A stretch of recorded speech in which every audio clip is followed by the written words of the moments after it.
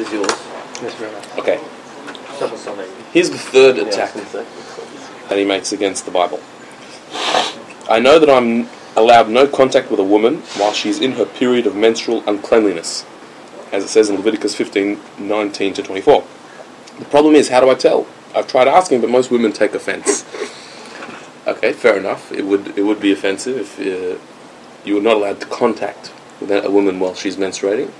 So the way he's making it sound is that you're allowed to contact anyone. No, that before you make contact with any woman, you have to find out if she's so. You have to technically, you're not allowed to contact a woman that's not your wife anyway, right? Well, what is allowed contact? Yeah, with? It's very. Here, do you have to before calling somebody? Do you have to look? I'd like to contact you. Just I need to know if you're menstruating or not before I make the phone call. So you have to send somebody to ask them, and what does it mean? No contact. Can't talk with them. So that's first of all, and it sounds like any woman who's menstruating you can't have any contact with, and you have to find out first.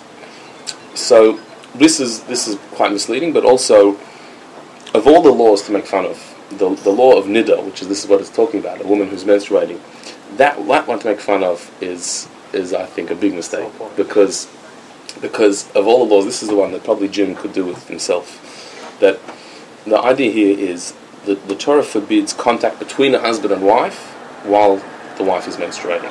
That's the contact that is forbidden, and that's it. And what contact is it talking about? Physical sexual contact is forbidden between husband and wife, not SMSing or conversation, but physical sexual contact between husband and wife during menstruation is forbidden. But more than that. That's the Chachamim. That's all. Yeah, that's offense law. So you're talking about that's the Torah law. The rabbinical laws extend that to any physical touching of each other, even sitting on the same couch. And passing things directly to each other. Yeah. That's a rabbinical extension of the law. But all of it is between husband and wife, and contact here means physical contact between them. And to make fun of that, this is the secret of Jewish marriage, and this is the power of Jewish marriage. The idea of having a time when you separate, in order that the feeling, the physical feeling, should be special and meaningful.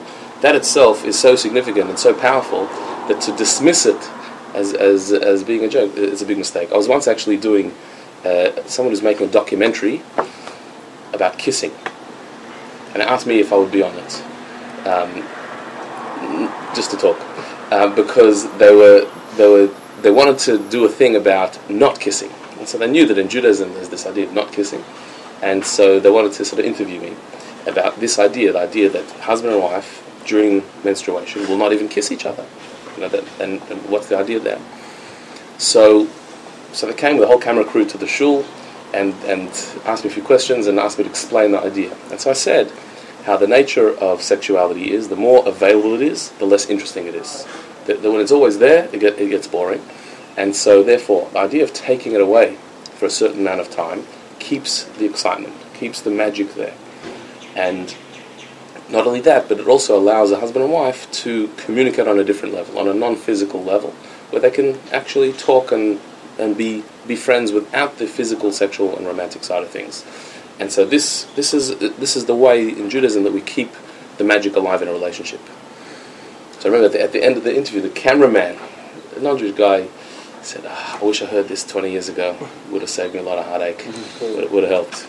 It's a message that really could be sold to the world. And I've even heard rabbis selling this to the world. Really, this is a mitzvah for the Jewish people. Not all the commandments in the Torah are universal. Many of them, most of them, are speaking specifically to the Jewish people.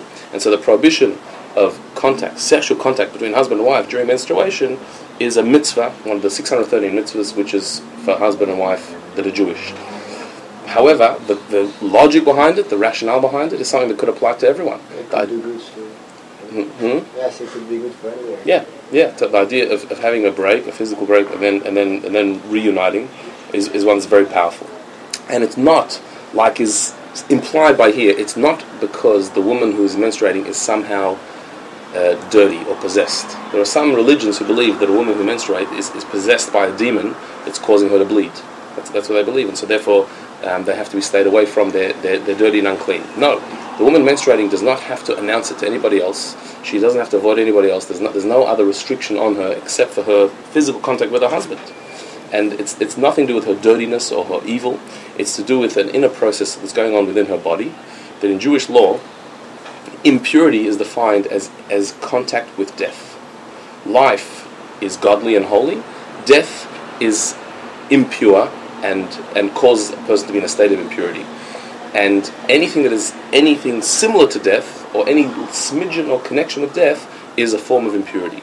So the woman's monthly period is a level or form of death, because the potential to give life is now being excreted from the body. That's what a period is. That her possibility to become pregnant, to house life, is now being shed and replenishing itself for another opportunity in the next month.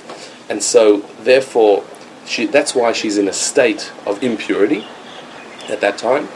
And it's not an evil state. It's not she's done something wrong. It's not that she's in a state that in any way belittles her. It's that she's experiencing a minor death in her body in order to be reborn and to be born again, which is when she's pure. What does that say of a woman who is barren? Let's say if a woman who is in a period, in a state of not being able to reproduce, what does that say of someone who's not able at all to reproduce? So what's interesting is that on this idea of reproduction, every time a husband and wife are together, a soul is born. Whether that soul comes down into the physical world like or not, Avinu and Sarah. Right. That's like the example. Avram and Sarah were married for decades and didn't have children until he was 100, she was 90. That's when they had their first son together. So all those years they were together, they were giving birth to souls, and those souls didn't come down straight away. They came down in the form of the converts to Judaism over all the years, which is why a convert to Judaism to this day gets a Hebrew name as the daughter or the son of Abraham and Sarah, because their soul was born from them. Now, any time a husband and wife are together in a holy and appropriate way, so a soul is born. It is life-giving. It produces life. So it is always a life-giving thing. But there's a time when that's not appropriate, and there's a time when that is appropriate. That's why, because otherwise, there's laws against wasting seed, that a man shouldn't waste his seed. That would then apply if a woman is, let's say, pregnant, or she's at a time when she can't possibly become pregnant. So then, why would you be allowed to be together? The answer is because that's not wasting seed. There is a reproduction. There is a soul born every single time, and you could even explain it on a more psychological level. That every time a husband and wife are together, a certain energy in the relationship is created, a certain oneness in their relationship is created, and that's the child that is born, which is the energy in their relationship, and that has impact on the here and now. So again, to imply that a woman who's menstruating, you can't contact her, and people get offended when you ask them. There's no need to ask a woman this. It's a private matter between husband and wife, and it's the cornerstone of Jewish marriage that should not be taken lightly.